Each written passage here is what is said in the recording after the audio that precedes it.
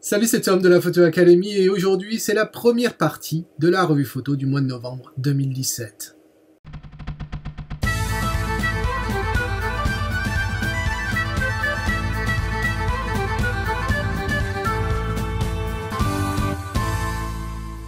Alors avant de rentrer dans le vif du sujet, si toi tu te demandes comment participer à la revue photo mensuelle, eh bien c'est très simple, il faut que tu ailles sur le site de la Photo Academy, c'est photo-academy.com et rejoindre au moins la classe argent.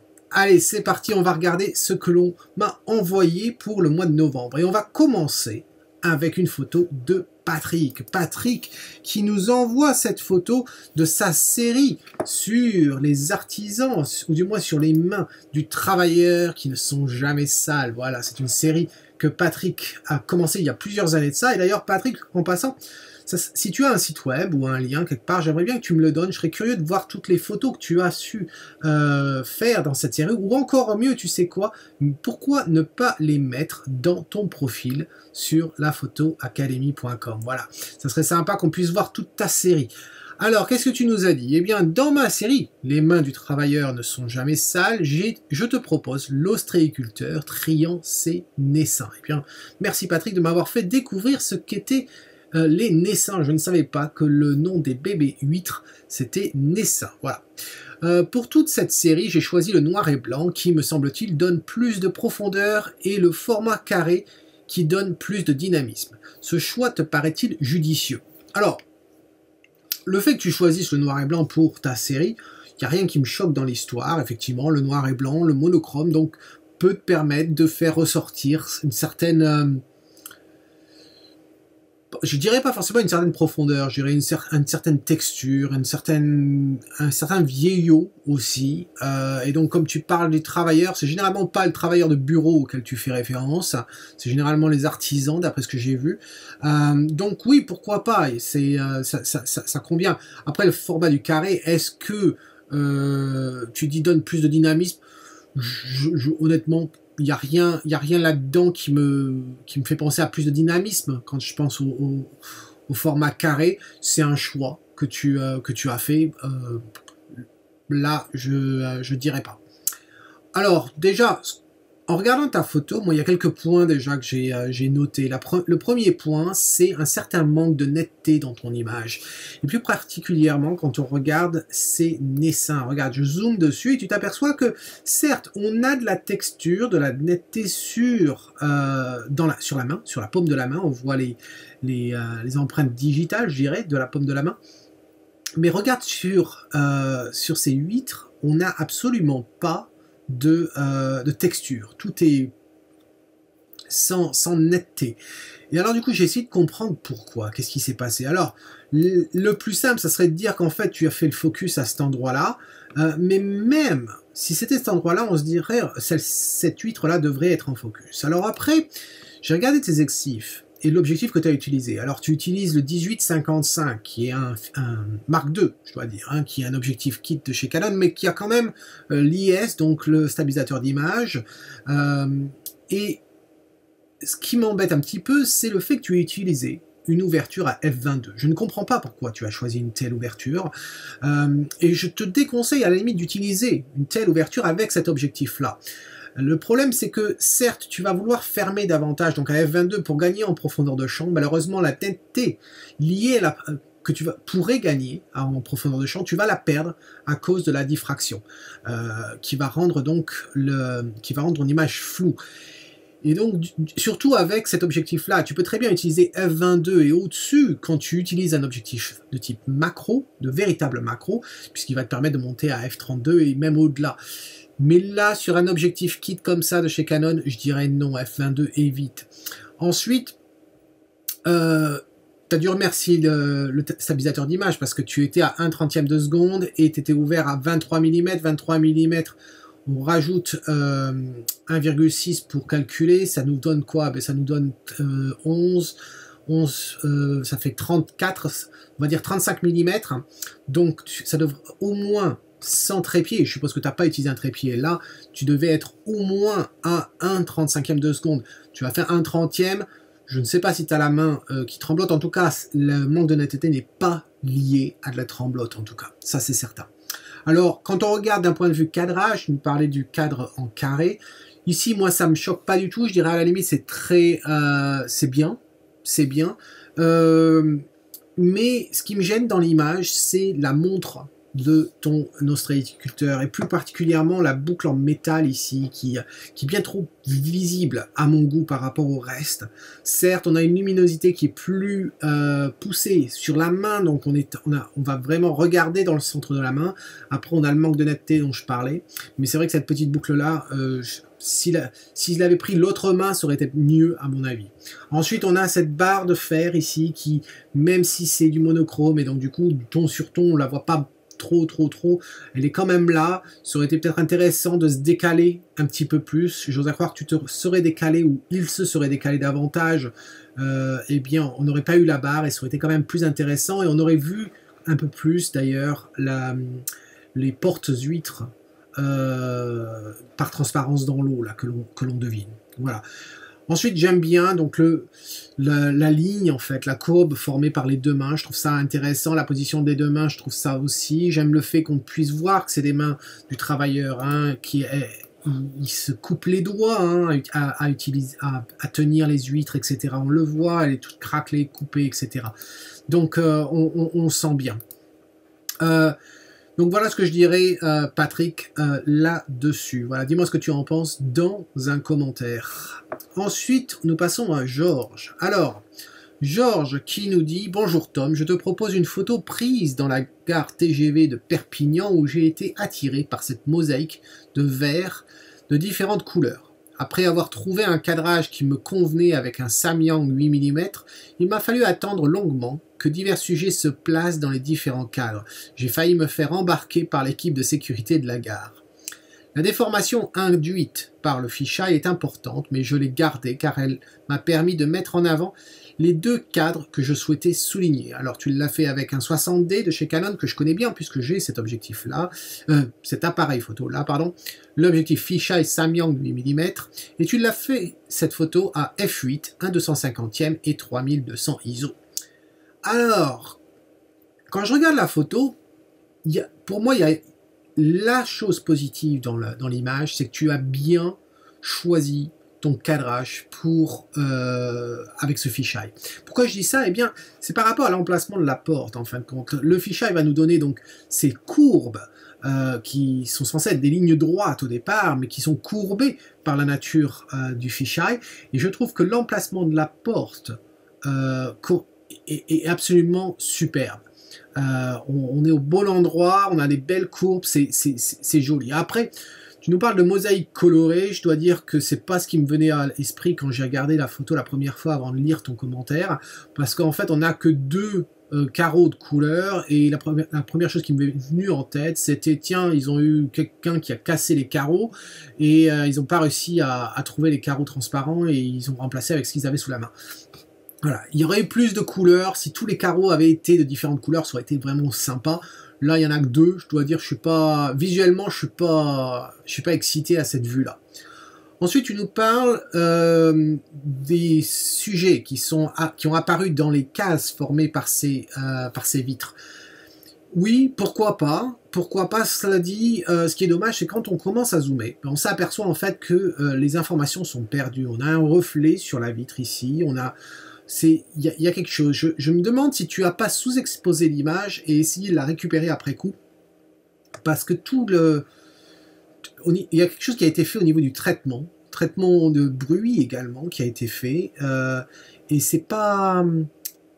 C'est mushy comme je dirais en anglais, ça fait gros manque de détails énorme, et puis le fait qu'on voie pas leur visage, etc., c'est un peu, ça me gêne pas mal, quoi, en fin de compte. J'aurais préféré qu'ils n'y soient pas, et qu'on ait simplement cette personne avec cette valise. Alors là, j'aurais à la limite trouvé ça plus intéressant, en plus la valise est rouge, c'était visuel, là, pas trop. La vue extérieure, vraiment, je la trouve pas intéressante.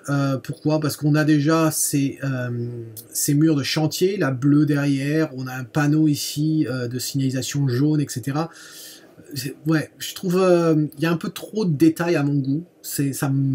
Je trouve pas ça visuellement plaisant, voilà ce que je dirais, mais qui n'a rien à voir avec la prise de la photo en soi. Après, il y a des reflets de lumière qui sont pas forcément super non plus. C'est par exemple ici, et puis à cet endroit-là, qui sont en fait les reflets des lumières à l'intérieur même de ce couloir ou de ce bâtiment. Donc tout ça pour dire que l'utilisation du fichage, je trouve que tu l'as fait à bon escient, je trouve ça intéressant. Après le reste, bon, bof, voilà. Mais dis-moi quand même dans un commentaire si tu as effectivement sous-exposé cette image et essayer de la récupérer, parce que j'aimerais bien comprendre ce que tu as fait au niveau du traitement, là, où on n'a pas beaucoup de détails, on n'a pas vraiment une netteté vraiment exceptionnelle, donc je serais curieux de savoir ça. Ensuite, nous arrivons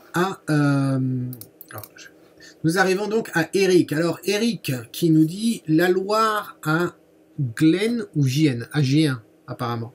Par opposition aux milliers de photos de coucher de soleil aux couleurs sursaturées, j'ai traité celui-ci en noir et blanc Tom, ton avis. Ton avis, Tom. Alors, écoute, je vais la mettre en plein écran celle-ci, Eric. Quand je l'ai regardée, je me suis dit ok, noir et blanc, ok, pourquoi pas. Le pont, ok, sympa, la Loire, sympa. La barque, en premier plan, sympa. Mais alors, qu'est-ce qui va pas? Eh bien, pour moi, ce qui va pas, la première chose que je regarde, déjà, c'est la bordure en bas. Tu nous as inclus quelque chose, je ne sais pas ce que c'est, un bout de ponton ou quoi que ce soit, et du coup, eh bien, ça m'empêche de me croire dans la scène. Ça n'apporte absolument rien, ce coin-là. Et donc du coup je l'aurais vraiment supprimé. Ensuite, bon, il y a des herbes ici qui me fait un petit peu barrage, je trouve. L'herbe ne me dérange pas sur la partie gauche, mais là, ici en l'occurrence, ça me gêne quand même un petit peu ici. Et puis peut-être besoin de remonter légèrement les ombres. Et puis je me suis dit, ben, on pouvait faire en fait un cadrage en 16 neuvième. Et puis après, bon, ici, certes, tu as sûrement du cramé, ça a l'air d'être du cramé à cet endroit-là. Bon, est-ce que tu aurais pu l'éviter? Très très difficilement, je dois dire. Il aurait fallu attendre, et encore, c'est pas sûr, il n'y a pas de chance d'avoir ce soleil derrière le nuage là. C'est un petit peu dommage, malheureusement, mais je pense pas que tu aies beaucoup de choix, vu au moment où tu as pris la photo. Est-ce que c'était essentiel de le prendre à ce moment-là? Est-ce qu'on n'aurait pas pu le prendre plus tard ou plus tôt? En tout cas, à un moment donné où il n'y a pas le soleil dans l'image, je t'invite à le faire. Évitez de faire des photos avec le soleil directement en face de vous. Faites en sorte qu'il soit caché derrière un nuage ou quelque chose, parce que le soleil en plein, c'est très très difficile d'obtenir un résultat qui vaut vraiment le coup. Ensuite, eh ben on va regarder ce que je te propose. Voici ce que ça donne. Alors, on va regarder ce que ça donne en fin de compte, ce que j'ai fait au niveau du développement. Je n'ai pas fait grand chose. Tout d'abord, j'ai fait le cadrage, comme tu remarques. On est passé en fait de ça à... Je suis quand même passé dans Photoshop pour retirer les herbes, comme tu peux voir. Donc il n'y a pas les herbes. J'ai retiré aussi une herbe qu'il y avait ici, mais je me suis aperçu que tu as dû faire du nettoyage, parce que ici, à cet endroit-là, il y a quelque chose de pas très propre. Donc il y a eu quelque chose qui a été modifié à cet endroit-là. Mais donc, on passe au 16 neuvième. Boum. Et là, on est vraiment entré dans l'image. Ensuite, j'ai remonté pas de beaucoup, hein, mais légèrement les ombres, tu vois. Hop, ça remonte un petit peu juste à l'avant. Principalement, je veux pas éclairer plus que ça à l'avant, parce que si je l'éclaire plus, on va s'arrêter à l'avant. Je veux légèrement un peu plus de détails, mais je veux quand même regarder au loin la scène avec le pont. Ensuite, je me suis dit, tiens, pourquoi pas aller dans le virage partiel et donner un petit ton. Alors voici ce que j'ai trouvé.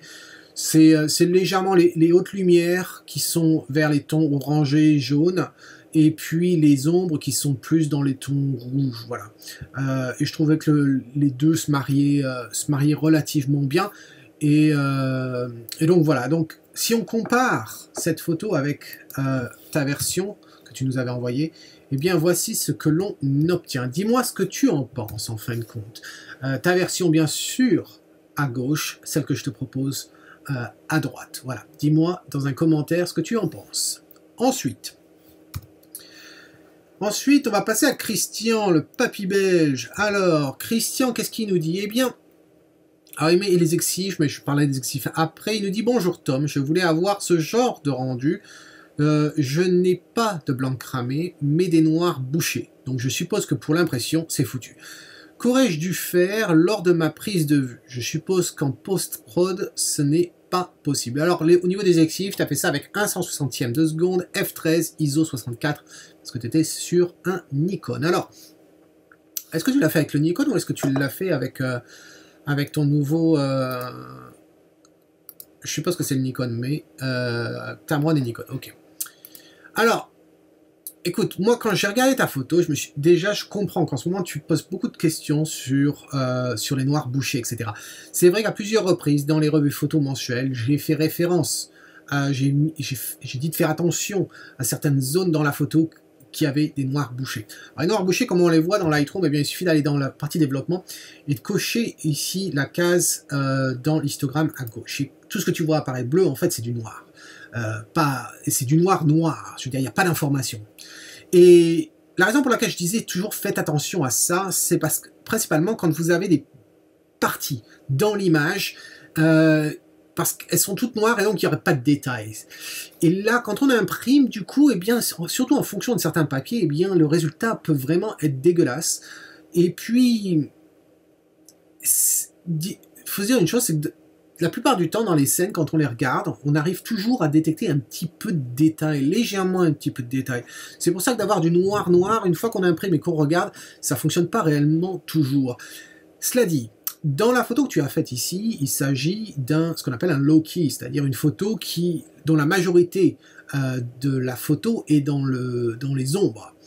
Et donc à ce compte-là, ça ne me dérange pas que tu aies un noir noir dans l'image. Absolument pas. Cela dit, je dirais, fais quand même attention. Par exemple, dans cette partie-là, au niveau des oreilles, cette partie juste ici, là. Parce que, bon, que tu aies du noir sur le fond, pourquoi pas. Mais là, tu pourrais très bien avoir une transition pour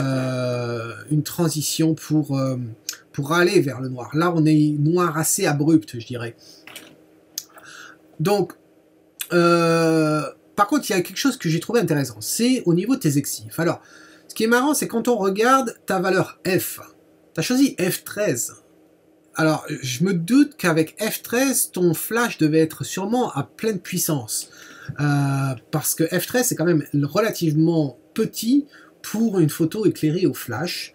Pourquoi est-ce que tu es passé à F13? Eh bien, je suppose que c'est que tu as voulu accentuer le fait du noir dans le fond de scène, de ne pas pouvoir éclairer. Est-ce que tu as vraiment des softbox? Comment tu as fait ça? Est-ce que tu l'as fait avec un snoot? Je ne sais pas.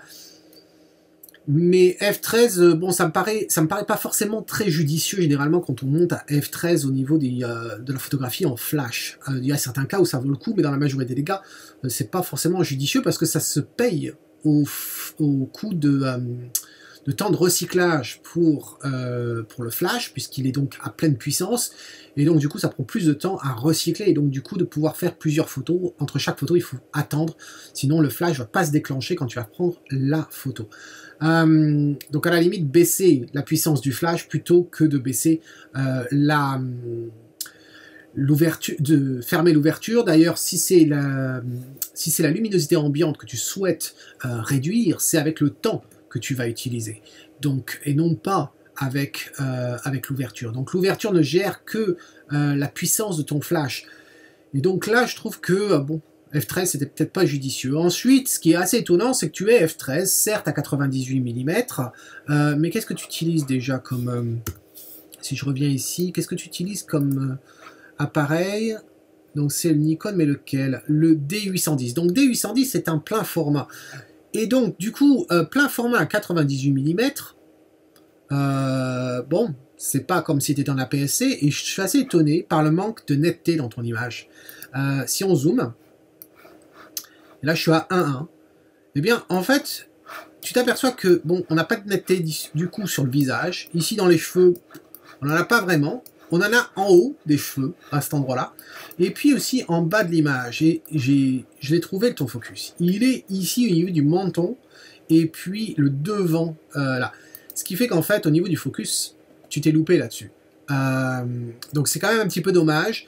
Au niveau du cadrage en soi, pourquoi pas? J'ai pas d'objection là-dessus. C'est peut-être un petit peu dommage qu'on ne voie pas un petit peu plus le visage de... je suppose que c'est la petite fille. On aurait pu l'avoir un petit peu plus. Voilà. Qu'est-ce qu'il y a de spécifique? Quand on regarde cette image, est-ce qu'on peut se dire, tiens, ah si, c'est sa petite fille? Non, je me doute que c'est ta petite fille parce que t'es pas allé chercher une fille au supermarché. Mais il n'y a rien de particulier, je veux dire, il n'y a rien qui... Quand on regarde la photo, de se dire, tiens, ben oui, c'est elle. Parce qu'on va pas la reconnaître à l'oreille, on va pas la reconnaître à la joue. Et donc, du coup, si on avait eu un petit peu de nez, peut-être, ou un petit peu l'œil, là, ça fait un petit peu... C'est juste la courbe, voilà, je suis pas certain, ça fait un petit peu poupée, je dirais, plus que humain.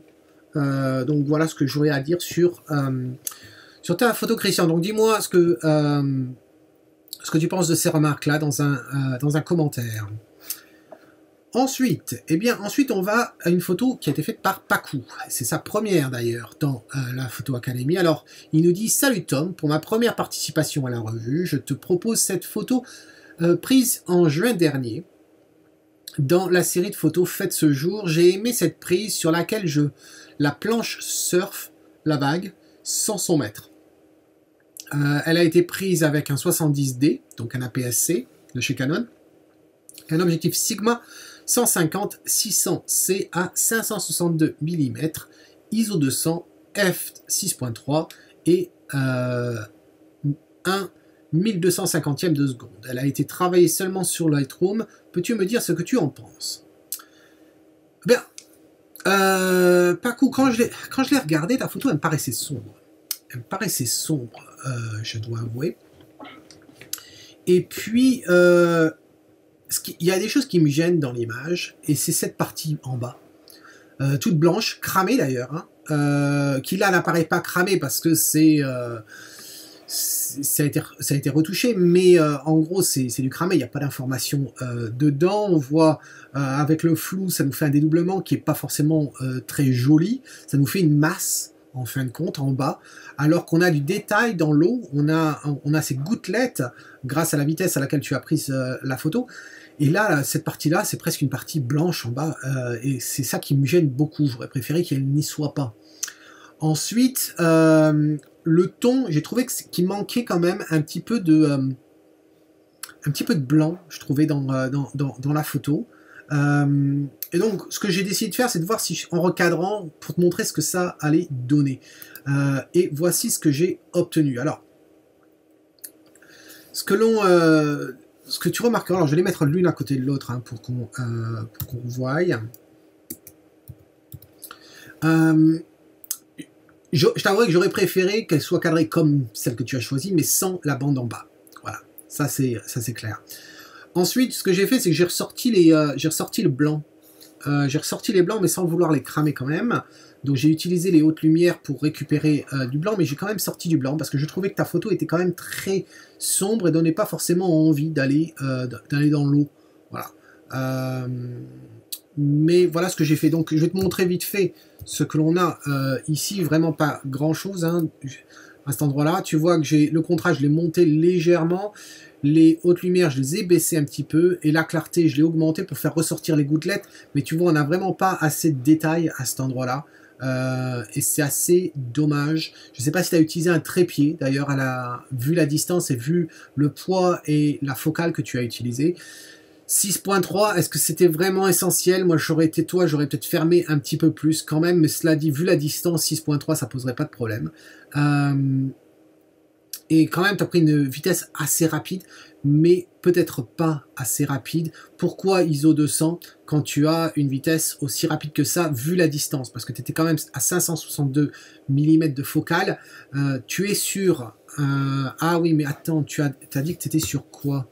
Sur le 70D.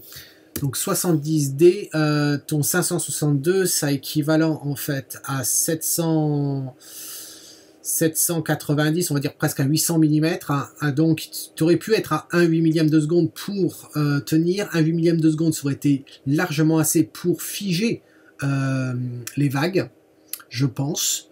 Et là, tu n'avais pas besoin de ISO 200. Ouais, ça me paraît... C'est un peu comme si tu avais surexposé et après, au moment du traitement, tu as essayé de récupérer tout ça et ça nous a donné un ton légèrement bleu, bleuâtre d'ailleurs, parce que j'ai joué avec la balance des blancs. Si on revient ici, alors c'est pas dans le splittoning, mais c'est dans le HSL. Alors le HSL, c'est l'équivalent du TSL en français. Désolé, j'ai pas changé Lightroom en français cette fois-ci. Mais dans les... je croyais que j'avais touché quelque chose, mais en fait, non, je l'ai pas retouché. En fin de compte, je l'ai fait au niveau de la brosse peut-être, uniquement là, juste les highlights, c'est tout. Donc j'avais fait différentes versions, c'est pour ça que je pensais que j'avais modifié la balance des blancs ou bien les tons, mais non.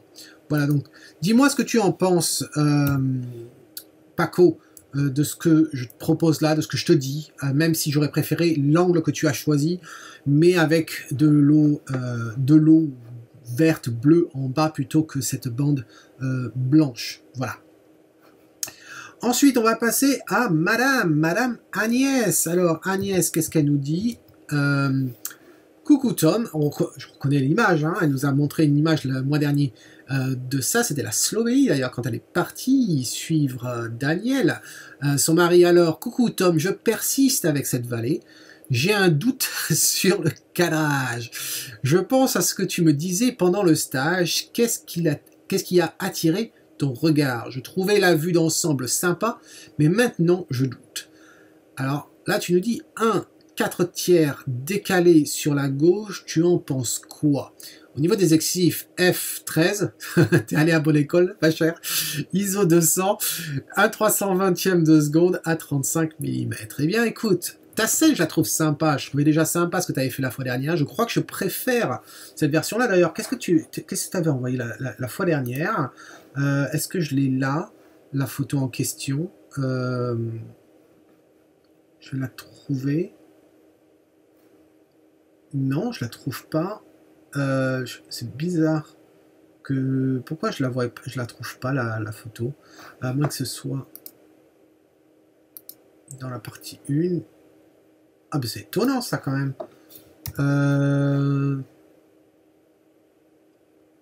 Ah bah non, je la vois pas. Je sais pas où elle est partie. C'est pas grave. C'était pas en octobre, c'était en septembre, pardon. Donc en septembre, elle était où? Elle était là, ton image. Voilà, tu avais sorti ça. Je t'avais proposé ça.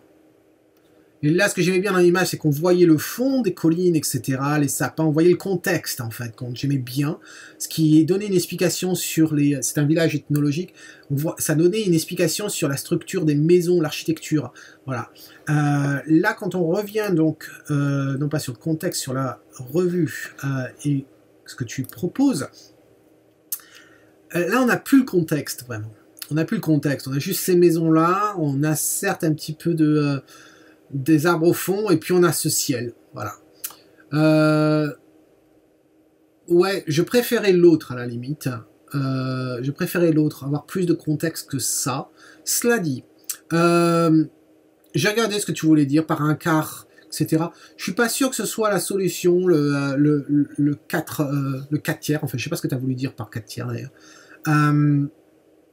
Mais je me suis dit, pourquoi pas en 16 neuvième, et encore, alors tu vas dire, encore une fois, oui, passer en 16 neuvième et couper ce ciel qui a beaucoup, il n'y a pas d'informations, mais il y a beaucoup, il représente beaucoup d'espace dans la scène. Ensuite, tu nous as inclus un bout de rocher ici. Est-ce que c'est intéressant? C'est quelque chose que je vois assez régulièrement dans les photos, surtout en grand angle, etc., qu'on balance un truc en avant-scène qui attire le regard, et ma question c'est pourquoi? Qu'est-ce que ça apporte?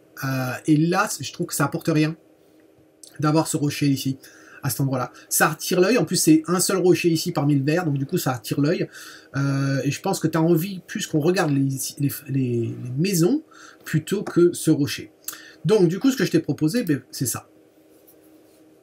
Alors ce que j'aimais bien moi dans la scène, c'est qu'il y avait, on n'était pas sur un plat, on était dans un creux de mini-vallée. J'aime bien la vache à cet endroit-là, avec le petit étang, qui nous rappelle le ciel, hein, donc jusque-là, j'ai pas de soucis. C'est bien qu'on ait un petit peu de bleu dedans, c'est très bien. J'aime l'église qu'on a au fond, voilà, je trouve c'était sympa d'avoir l'église, mais du coup, tu vois, j'ai coupé la partie qu'on avait à droite, puisqu'on avait plus de détails, on remontait bien haut à droite. Là, j'ai décidé de couper ça et de se concentrer un peu plus vers, vers l'image, pas l'image, vers la maison, autant pour moi. Voilà. Donc, qu'est-ce que j'ai fait en développement? Eh bien, on parlait d'abord du cadrage. Donc voilà ce que j'ai gardé en fait de ton image. Pas grand chose en quelque sorte, mais je pense que c'est un peu plus l'essentiel dans la scène dans laquelle on se trouve. Ensuite c'est tout d'ailleurs, hein, tu t'aperçois que j'ai fait que du recadrage ma chère. Tout le reste c'était bien, la netteté, etc. C'est encore du très bon boulot, tout ça avec ta netteté. Donc absolument rien à dire là-dessus. C'est vrai que c'est un lieu où je pense qu'on aurait envie d'avoir la même luminosité qu'on a en Écosse, avec des parties d'ombre, des parties lumineuses. Là, c'est un petit peu, c'est éclairé par le haut. On voit un petit peu d'ombre ici sur les bords, mais voilà, c'est un peu trop éclairé le total. Mais bon, sinon, je trouve que ça fonctionne comme ceci. Je trouve que ça fait une photo correcte. J'aurais préféré ne pas avoir la maison de coupé, là, du moins la petite dépendance ici. Ça aurait été sympa d'avoir un petit peu plus à la limite. Mais voilà. Donc si on met les deux photos l'une à côté de l'autre, dis-moi ce que tu en penses de ce que je te propose. J'ai le nez qui gratte. J'espère que c'est pas un signe comme quoi on est censé mentir. Mais non, dis-moi ce que tu en penses dans un commentaire. Voilà, de ce que je te propose. Est-ce que ça marche pour toi? Ensuite, eh bien, on va avoir Théo. Alors, Théo qui nous a envoyé ceci, qui est intéressant. Théo l'avait posté trop tard pour le mois dernier. Et donc, du coup, la voici. Alors, qu'est-ce qu'il nous dit? Bonjour Tom, première fois que je participe à la revue photo. Et pour une première, je te propose une image réalisée dans la Drôme, quelques minutes après avoir fait tomber mon objectif. Pas de chance, résultat, l'autofocus cassé. Désolé pour toi. Bref, c'est une image que j'affectionne beaucoup, mais j'ai eu peu de retours dessus et je ne comprends pas pourquoi. Peut-être sauras-tu m'éclairer. Alors au niveau des exifs, c'est un Nikon, un D7100, ISO 100, 20 mm, f8, 1/200 de seconde avec le Sigma 1750 2.8. Alors, eh bien écoute, pourquoi t'as pas eu beaucoup de retours là-dessus? Décidément, le nez me gratte énormément. Je ne sais pas, je comprends pas honnêtement pourquoi t'as pas eu beaucoup de retours. Peut-être que t'as pas posé les bonnes questions. Est-ce que t'as demandé ce que les gens ont pensé? Parce que personnellement, moi, la photo là, je la trouve très bien. Voilà, je la trouve très bien. J'aurais aimé l'avoir prise. Je trouve ça sympa. Que tu aies capturé ce virage comme ça, qui part de la droite, qui part de la gauche, ou qui part de la gauche, qui part de la droite. Je trouve ça sympa. Je pense que tu as eu de la chance que cet arbre ici à gauche soit là. S'il n'avait pas été là, je pense pas que le rendu serait pareil, parce que là, du coup, il nous donne une vision, il aide à avoir une vision un peu tunnelière, je dirais, de l'ensemble, qui est accentué bien sûr avec la bande d'herbe au centre, mais ça nous guide vers l'avant comme ça, alors que si c'était ouvert, eh bien on aurait de la luminosité sur la gauche là-bas dans la vallée, et je suis pas sûr que ça aurait fonctionné aussi bien. Ensuite, l'autre chose que je me suis aperçu, c'est bon, tu aurais pu avoir plus de netteté hein, dans ton image. Je crois que tu as fait une... Qu'est-ce que tu avais dit comme ouverture? F8. Honnêtement, je sais pas pourquoi tu as fait F8, tu aurais pu monter à F11 au moins. Est-ce que ça se voit? Bah, tu aurais eu un meilleur piqué sur le devant, mais je pense que ça se voit surtout dans cette partie-là. Ça manque un petit peu de netteté. Je pense que tu as traité la netteté après coup. Tu l'as poussé d'ailleurs un petit peu beaucoup, je dirais. Un petit peu beaucoup légèrement. Mais tu vois, il y a quand même un certain manque de netteté. Ça devrait être plus net. Cela dit, et surtout à cet endroit-là, là on pourrait croire, ok, t'es sur un 17 mm, certes t'es en APS-C, donc le 17 mm, là ça revient à peu près à avoir un 26 mm, mais donc on pourrait peut-être que ça tire un petit peu, mais pas vraiment. Donc c'est vrai que la netteté aurait pu être améliorée avec un F11. La luminosité, j'aime vraiment les tons dans cette image. J'aime particulièrement cette partie-là, vraiment, que j'aime beaucoup, qui me paraît vraiment très naturelle. Non, l'ensemble me plaît beaucoup. Petite chose quand même, quand tu regardes ici, tu t'aperçois que tu as des aberrations chromatiques. Alors, c'est très simple pour régler tout ça. Je l'ai fait moi. Regarde la différence. Alors, attends, hop, je vais remonter au même niveau. Voilà la version corrigée. Voici la version non corrigée. Tu t'aperçois que si tu venais à imprimer cette photo, et tu pourrais l'imprimer, ben, ça fait pas super ces bordures vertes comme ça qui sont pas du tout naturelles. Donc voilà, tu peux régler ça. Il y en avait aussi en bas. Alors je vais m'apercevoir, mais je ne l'ai pas corrigé, mais il s'est corrigé automatiquement. Et alors je vais te montrer comment j'ai fait, et je vais le faire à partir de ta photo, non pas celle que j'ai modifiée, mais ta photo. Alors voici, là, il suffit simplement d'aller dans la correction de l'objectif, tu vas choisir la petite pipette, et puis là, tu vas te pointer ici sur le vert, voilà, et en cliquant là-dessus, tu vas en avoir d'autres à cet endroit-là, pof, jusqu'à ce que ça... Voilà, tu as certaines petites lectures. Alors attends, je vais peut-être avoir besoin de zoomer un peu plus quand même. Voilà, ici. Voilà. Je pense que le résultat est quand même pas mal.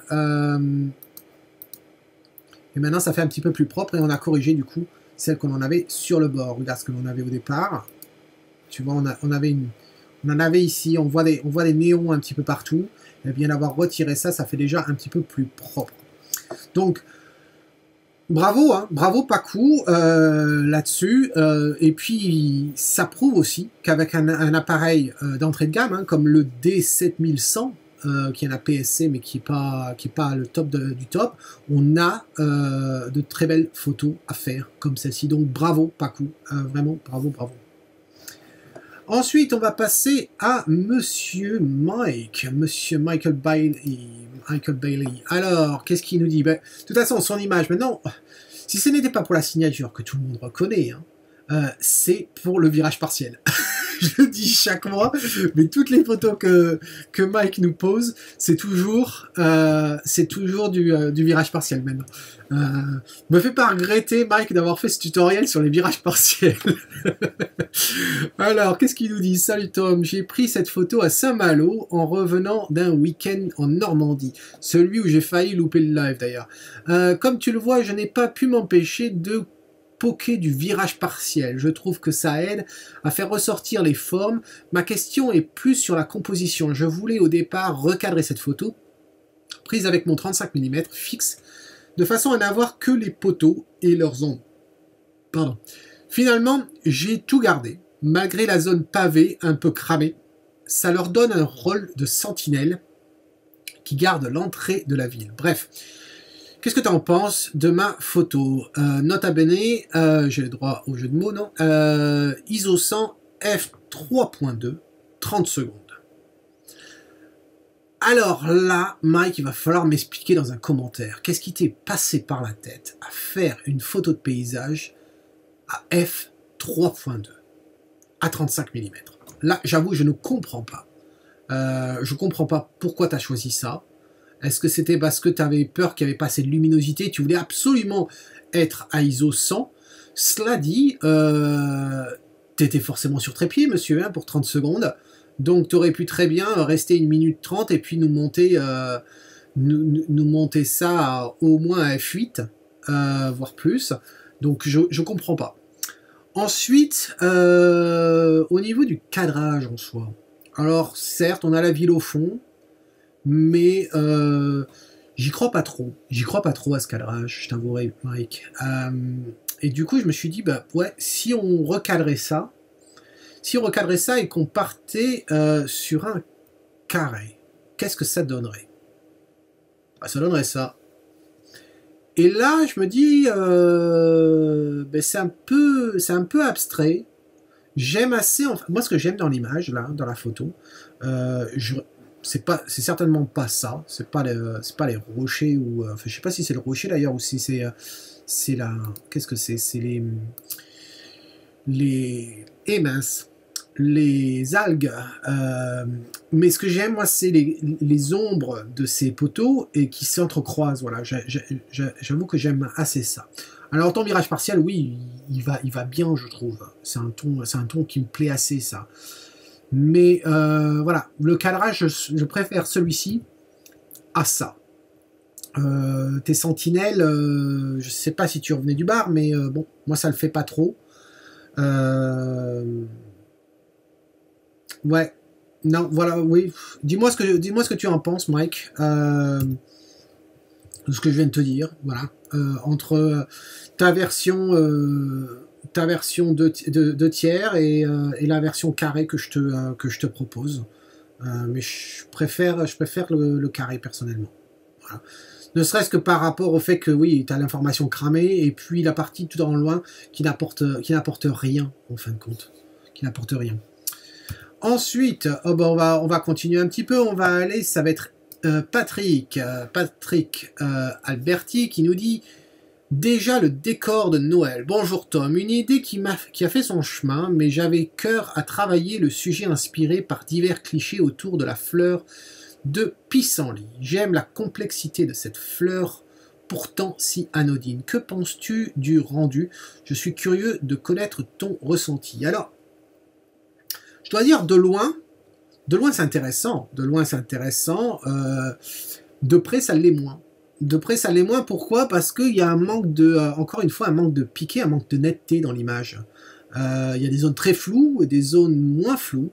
Mais il y a certes un manque de netteté. Il y a les tons sombres là qui sont pas réellement noirs. Donc on dirait presque que les noirs ont été remontés. Et donc du coup ça nous fait du grain également. J'y crois pas trop. Et je dois dire que moi personnellement j'ai pas trouvé que ça marchait en pointant vers le bas. Voilà, je l'ai tourné dans tous les sens et je me suis aperçu qu'en fait tourner vers le haut ça me passait mieux pour moi personnellement. Et puis voilà ce que je t'ai obtenu. Alors comme tu peux voir j'ai assombri tes ombres. J'ai peut-être joué aussi davantage avec la clarté, il faudra que je vérifie. Mais j'ai l'impression ça nous fait comme des aiguilles, un petit peu tout ça. Un petit peu plus que quelque chose qui était relativement plat, je trouvais, dans ta version. Là, je trouve que ça sort davantage. Au niveau de l'éclairage, je serais curieux de savoir comment tu t'y es pris. Est-ce que ça aurait été pas judicieux d'avoir un éclairage plus sur le côté plutôt que de pleine face? Ça me paraît un peu pleine face, là. Mais en tout cas, ça me plaît après les modifications que j'ai faites. Alors, je sais pas si c'est pareil pour toi, mais je vais te montrer du coup ce que j'ai fait. Et donc la clarté, alors j'ai augmenté la clarté du coup, après avoir pivoté, hein, donc j'ai fait une rotation verticale, et la clarté, donc tu vois, je l'ai monté quand même sacrément, mais par contre les ombres, je les ai bougées de beaucoup, et c'est tout en fin de compte. Est-ce que j'ai joué sur les détails? Non, j'ai pas joué sur les détails. Est-ce que j'aurais pu peut-être le faire, mais de toute façon on va pas recréer de la netteté qui n'y est pas, voilà. Mais voilà ce que je te propose. Alors dis-moi ce que tu en penses, Patrick, dans un commentaire. Est-ce que ça te paraît plus intéressant dans la version que je te propose, ou bien tu préfères ta version? Tu peux, hein, tu as le droit de choisir ta version. Il n'y a pas de souci. Donc dis-moi ça dans un commentaire. Ensuite, nous passons à Steve. Steve, et alors je vérifie. 1, 2, 3, 4, 5, 6, 7, 8, 9. Eh bien Steve, il va falloir que tu attendes la deuxième partie de la revue photo du mois de novembre 2017. C'est fini pour aujourd'hui. Et en attendant la deuxième partie, eh bien c'est Tom qui te dit, toi Steve et les autres, si tu aimes ce que tu vois, capture-le. Cheers!